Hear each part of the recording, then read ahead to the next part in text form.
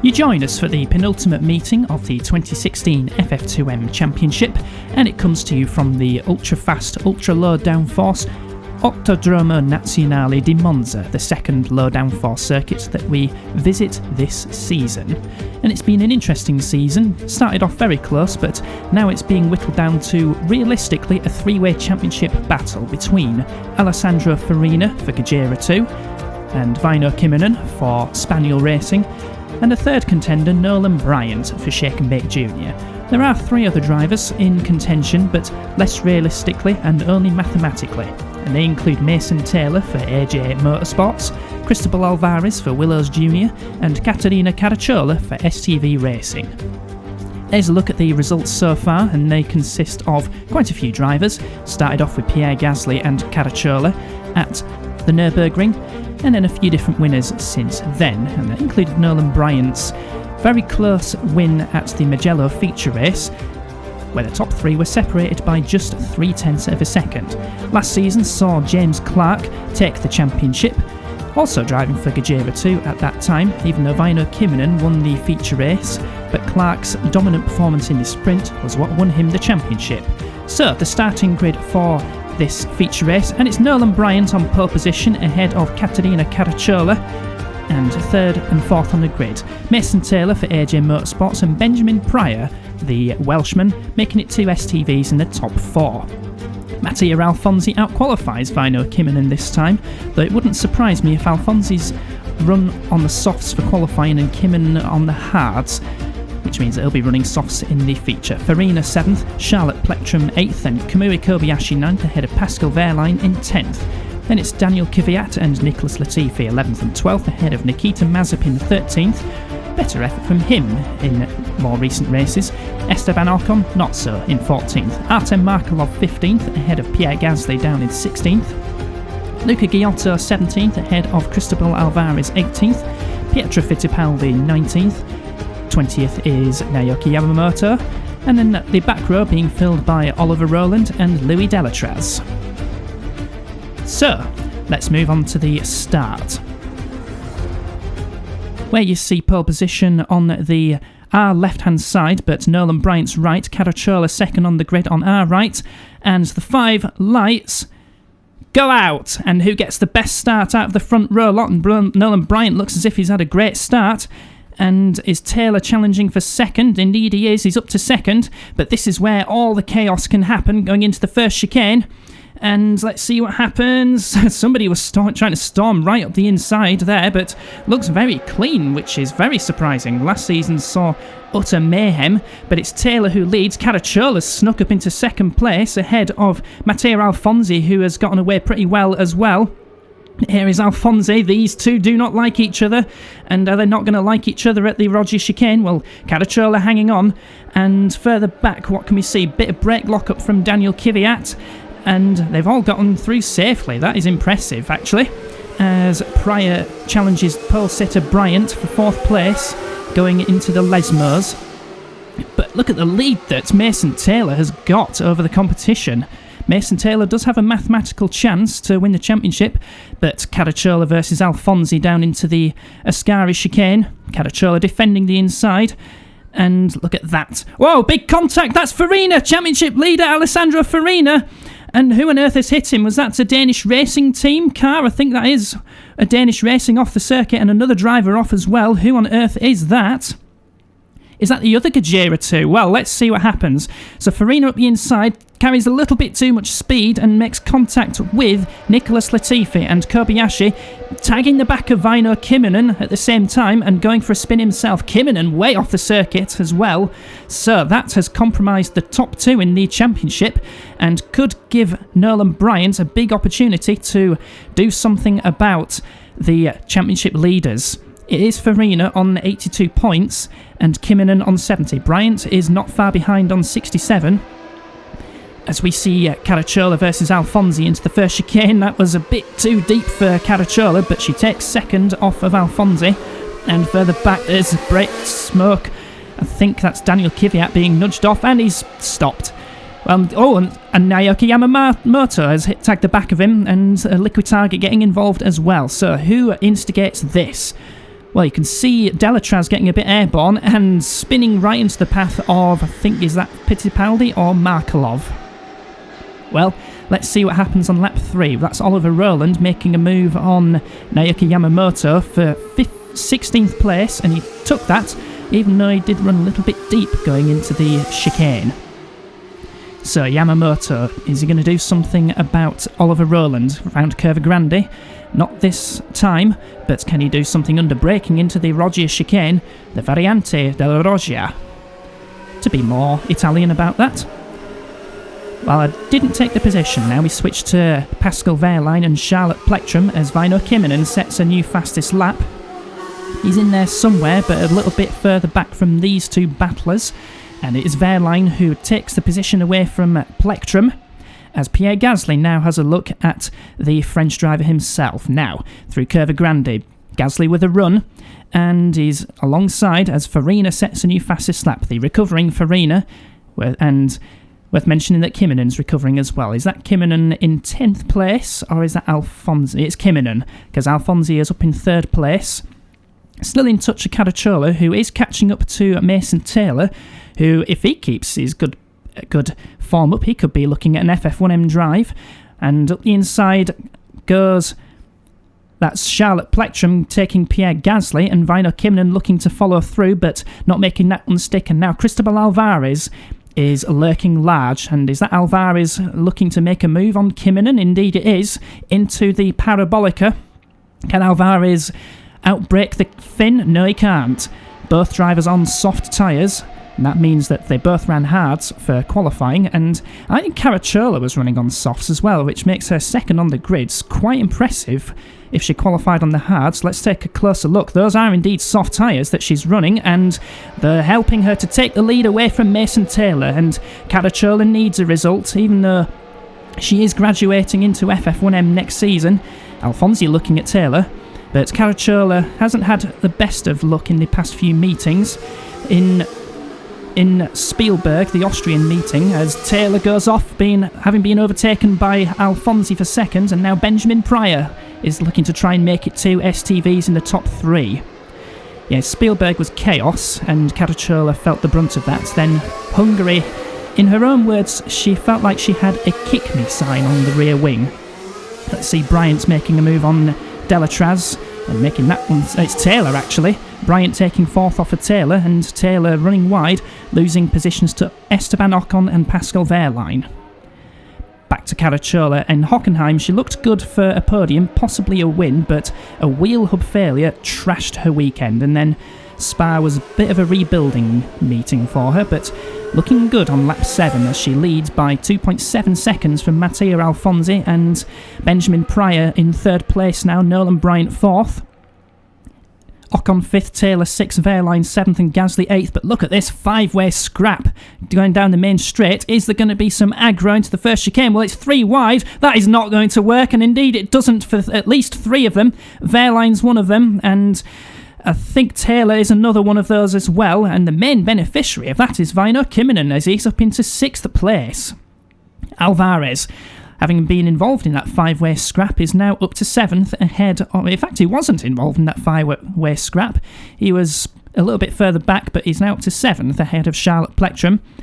And that's Plectrum's teammate, Daniel Kvyat, looking to make a move on 9th place Artem Markelov. That could give OLM Hulk some confidence if both drivers are now in the top 9. The recovering Kobayashi looking to make a move on a liquid target, but tagging the back of him into the Ascari chicane, and Kobayashi and the liquid target going for their own offs. Now, Väinö Kymmänen, this is for 5th place now, and Kymmänen, well, with Farina floundering a little bit, having had the worst of that lap 1 instant, Kymmänen looking good to close in some more points gap, because he is 12 points behind Farina, but he's got Nolan Bryant to deal with, and Bryant was very, very aggressive in his defence of Väinö Kymmänen. Through the Ascari chicane they go. That is Benjamin Pryor. In fact, it's Caracciola with Alfonsi 2.5 seconds off of the STV driver. Benjamin Pryor in 3rd place, and then this battle for 4th, which has been taken by Väinö Kymmenen, but Nolan Bryant is going to respond by coming straight into the pits for his mandatory pit stop. Now the two OLM drivers, Daniel Kvyat taking 7th place off of Charlotte Plectrum, and further back there was more battling, but there's Pierre Gasly making a move on Artem Markelov. And we've got Benjamin Pryor versus Väinö Kymmenen now for 3rd place into the Ascari chicane, and that was a clean overtake for Kymmenen, who is storming his way through the field. Now, 2 Willows Juniors going into battle into Parabolica, Alvarez versus Ocon, and Alvarez takes that position away from his French teammate. And we got some news about the upcoming FF2M Asia series, and we've got 2 new teams that will be joining us for the 2016-17 FF2M Asia series. We'll get onto that in a moment as we see the 2 Willows Juniors still in combat as Ocon retakes 5th place off of Cristobal Alvarez. But yes, we've got 2 new teams and, well, 1 returning team actually, and that is essentially Horizon FF2M, but under new ownership. They'll be known as Monolith Racing Systems, a Liechtenstein-based team. That's a mouthful. Liechtenstein-based team. And we've got Medsign 7 Racing, a Japanese team run under Sudanese ownership. So we welcome back Horizon FF2M under new name, and we welcome Medsign 7 Racing. Into the pits comes race leader Caracciola for the mandatory pit stop. And again, if she can take a victory, that will give her a nice boost. Even though she is going into FF1M next season, so it doesn't really matter where she finishes. It'd be nice for her to sign off her season with a few good results. And away in 5.9 seconds goes Caracciola, pretty much at half distance, making the pit stop, and rejoins in clear air ahead of Charlotte Plectrum, former FJR driver. And Plectrum is right behind future FJR driver. Be teaming up with Kevin Magnussen next season. Now what have we got? That's Artem Markelov looking to make a move on Oliver Rowland into the Ascari chicane. It's Fittipaldi actually making a move on Oliver Rowland, and just behind that is a Gojira 2. Is that Kobayashi or is that Alessandro Farina, who will be an FF1M driver next season? And it is Farina looking to take advantage of this little squabble between Rowland and Fittipaldi, and Farina will be a Gojira driver. And remember, 12-point lead in the championship, and it looks more than likely that will be chopped quite considerably by Kymmenen, so it should be an exciting end to the FF2M championship. And worth mentioning that Kymmenen, well, let's look at that first as Farina shunts Oliver Rowland out of the way, and Oliver Rowland does something about that by rejoining right into the path of Farina. Nicknamed the Flower Man by Guy Kramer. And let's see, Mattia Alfonsi comes into the pits from the race lead. That'll temporarily put Kymmenen into the lead of the race. And look at this kerfuffle, Fittipaldi making slight contact with Oliver Rowland, and as a result Fittipaldi has dropped behind Louis Delatraz, and that must be a liquid target. Is that Nikita Mazepin or is that Luca Giotto, as Alvarez comes into the pits from 7th place. And let's go through some of the lineups for the next FF2M Asia series. Spaniel have Canada's second favourite meme, Lance Stroll. Gojira 2, well, let's see this Gojira 2 make a move on Oliver Rowland into the Ascari chicane, as the liquid target further back makes a move on Fittipaldi or Oliver Rowland or somebody.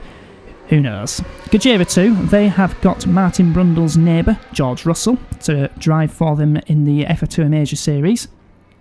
Willows Junior have part-time pianist Charles Leclerc, as Pietro Fittipaldi makes a move very quickly on Louis Delatraz, as Delatraz's teammate Mason Taylor comes into the pits. Liquid Target have Jeremy Clarkson's haircut impersonator, American Santino Ferrucci. STV Racing have Jesus, also known as Antonio Giovinazzi. Danish Racing Team have tuned star Nick de Vries. OLM Hulk have Jack Aitken. I don't know enough about Jack Aitken to make a funny joke about that. Shake and Bake Jr. will have Lucas Auer, the Tyrolean tough guy. GRM Jr. have FF2M veteran Genjo Se. Monolith Racing System will have Augustin Canapino's best friend Callum Ilott. And lastly, Medsign 7 Racing will have Schwarzkopf spokesperson Alexander Albon. And those are the drivers confirmed so far. Second drivers to be confirmed in due course. Mino Kiminen has made his only pit stop and has rejoined behind Charlotte Plectrum as into the Parabolica. That's Caracciola, then Alfonsi, then Pick, also known as Charlotte Plectrum, being overtaken by Mino Kiminen. And that's a position gain. So, Caracciola has extended her lead a little bit over Mattia Alfonsi as Charlotte Plectrum comes into the pits. It was 2.9 seconds. It is still 2.9 seconds, so it's looking okay for Caracciola, but as long as Mino Kiminen... if Kiminen overtakes Alfonsi, then Kiminen could well challenge for the race lead. What have we got? We've got Pryor and Alvarez, former teammates at STV Racing, and former test drivers for FJR, are about to go into battle for 5th place. Both on the soft tyres, and it looks as if Alvarez is soft, so working a little bit better than Benjamin Pryor's, as the Uruguayan driver moves up into 6th place. Well, we've got Alfonsi versus Kiminen now, so we've got a battle for second incoming between these two drivers, and for the whole of the season pretty much, Kiminen has more than had the advantage over Alfonsi. Although both did actually start the season very badly, neither driver scored in the opening meeting. And we've got 7 laps to go now. Caracciola, 2.5 second lead over Mattia Alfonsi. Mino Kiminen trying to get into the slipstream of his Italian teammate. And Alfonsi could do with a good result this season that he's had. Kiminen scored 70 points. Alfonsi just 11. And further back, we've got Nolan Bryant in 4th place, and Cristobal Alvarez 5th, and Ocon has now moved up ahead of Benjamin Pryor for 6th place, and Pryor looks like he may well come under pressure from Daniel Kvyat in the closing stages. The gap between those two is just 1 second, and of course whoever finishes in 8th place will start on pole position for the sprint race that follows after this. And look at the run that Kiminen is trying to get on Alfonsi. He's chosen the outside line briefly. And interestingly, Kiminen, yes, he is indeed on softs for this race, which meant that an Alfonsi choosing to defend that position, that's going to end badly for somebody or both of them. But Kiminen ultimately will move up into 2nd place, and that's an Alfonsi having spun. Well, he didn't really need to defend that position, did Alfonsi, because he's not in the championship battle, and Kiminen is. So that was petulant, let's call it that, from Alfonsi, and he's going to lose a position to Alvarez. He's already taken Bryant, and now Alvarez is going to try and take 3rd off of Alfonsi. That's cost the Italian dearly. And what has Caracciola's lead extended to now over Mino Kiminen? It is now 5.6 seconds. Now, Kiminen is going to have to push like hell if he's going to take his 2nd Italian Monza feature race win in consecutive seasons. This could be trouble. There is trouble. And who is going to lose out? It's both Ocon and... No, it's Alvarez and Alfonsi, and Bryant's the main beneficiary out of that. The American moving up into 3rd place. And that will do his chances a fair bit of good. And we've got Pryor versus Kvyat now. And up the inside. And into 6th place goes Daniel Kvyat. Both having gained a position, and Pryor making a slight mistake at the exit of the Ascari, but he's got a comfortable buffer over Pierre Gasly. Yeah, the main loser out of that was Cristobal Alvarez, so yeah, that's pretty much his championship done. But in the slipstream of that must be Yamamoto that Caracciola is about to lap, and Yamamoto must surely lift off the throttle, and... well, he's not doing a pretty good job of that, but up the inside now goes Caracciola. 3 laps to go. The gap is now 2.5 seconds. Kiminen has been very, very quick in these final few laps, so we are going to see a showdown just as long as Kiminen can clear the Shake and Bake Junior of Naoki Yamamoto quickly. And Bryant's now 3rd ahead of Alfonsi. The gap between those two is just less than a second, so we could have a battle for 3rd as well as a potential battle for the lead incoming. Ocon 5th is just over a second behind Mattia Alfonsi. So can Ocon do something about the other Spaniel driver? as Kvyat is in 6th ahead of Pryor and 3 seconds ahead of Benjamin Pryor, who himself just less than 4 seconds ahead of Pierre Gasly. As into the Ascari chicane goes Katerina Caracciola, and Kinnunen taking a bit of a risk and overtaking Naoki Yamamoto. What's the gap? 2.4 seconds. Kinnunen needs to take more than a second a lap out of Katerina Caracciola if he's going to win the the Monza feature race of the penultimate meeting of the 2016 FF2M season. So, starting the penultimate lap now goes Katerina Caracciola. What is the gap between the two? It is 2.3 seconds. So, as long as she stays that distance ahead of Kinnunen, then she will win her second race of the season. Her last win came at the Nürburgring sprint race, and she had took pole position in that particular meeting for the feature race. The only time she led the FF2M championship was when she took that pole position. And apparently she's wanting to run number 71 in FF1M next season. She wants number 71 because she's from Montreux, and 1971 was the year when the Montreux casino was set ablaze by a rogue flare gun, and that then formed the basis of Smoke on the Water by Deep Purple. The only complication in that is that Mattia Alfonsi currently runs number 71 in the FF1M test sessions, and, well, we'll see from the AFIA whether they grant Katerina Caracciola number 71.